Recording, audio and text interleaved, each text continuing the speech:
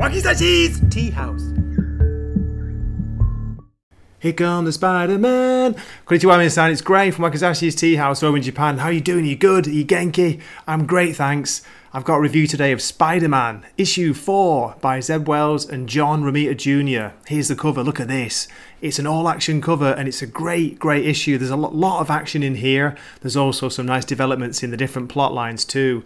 But I've got to warn you, the opening 2 pages, they're not going to please a lot of Spidey fans, especially like long-term fans. Just warning you with that. Okay, so is this issue any good and is it worth buying? Well, as you know, I'm new to the series, yeah. I've come back to Spider-Man after years and years away, and I'm talking years. I might not look it, but I'm pretty old. I used to buy it when David Michelin was writing it, and Todd McFarlane had his solo Spider-Man series out. Remember back then? Do you remember? That was back when the world was still in black and white. Anyway, I'm enjoying this series. I've made that clear from the start. I've been getting a bit of flack in the comments, but hey, I don't mind.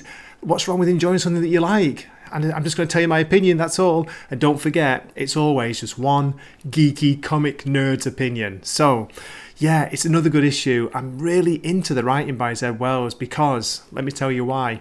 I think he can do the different characters' voices very well. There's a great dynamic between Spidey and Tombstone, which we don't see as much in this issue, but you've seen it in the previous issues.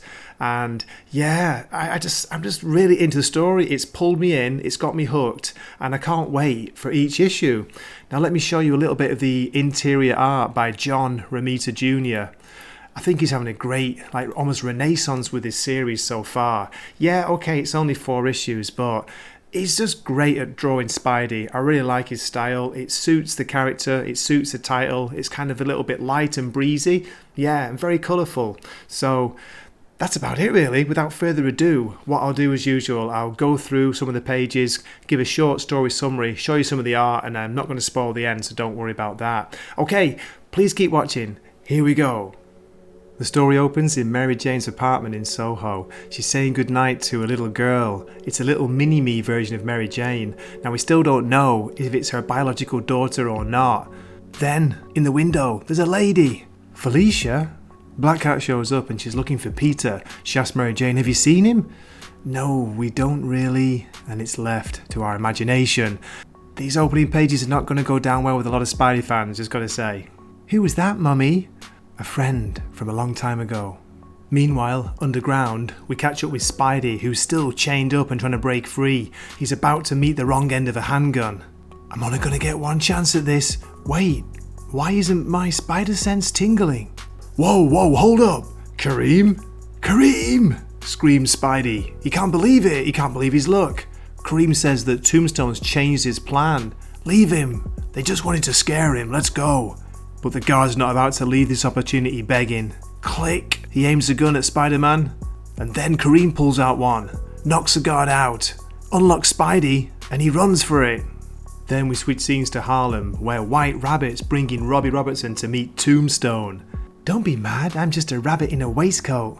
Good God, I hope you don't actually believe that. It's a great little line by Zeb Wells there. Then we have Tombstone talking to Robbie about, you're the loose end I've got to tie up. We switch scenes again to underground. There are 3 guards at a table playing cards, surrounded by boxes of guns. Suddenly, there's a banging on the door. Thud, we can hear it, thud. What the hell? Crack, you think it's Digger? Crash! Boom, Spidey breaks through the metal door, dodges the guards' bullets and knocks them out. Crack! He picks up one of the guards' phones and calls Randy quickly. Peter, is that you? Randy, shut up. You've got to find Tombstone. He's in Harlem. He's got your dad.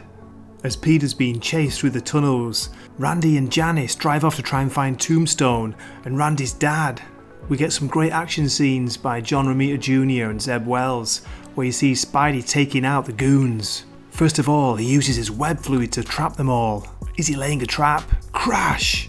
Then, when his web fluids run out, he uses physical force to take them down. Randy and Janice arrive at the apartment and Randy goes running out. Wait, Randy! Meanwhile, Spidey's knocking 2 thugs through a wall. 2 more criminals willing to mow down innocent people. We see them taking shots at Spidey, but they keep missing. And then Randy bursts through the door. Dad! Okay, that's where I'm going to end my story summary.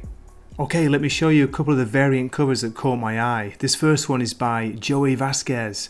Great image of Spidey with his web. I love the position and the angle there. And the next one is by an artist called Miguel Mercado, I think. I'm not sure about this one. It's very minimal. It's just got Peter and Mary Jane. But nice to see them together, sat on the sofa with Peter stitching up his Spider-Man suit. And let's have a look. One more thing.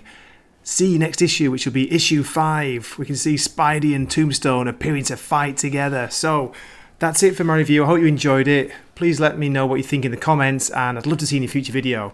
Okay, this is Gray from Wakizashi's Tea House, signing off for the night. Matane. Wakizashi's Tea House. Please subscribe.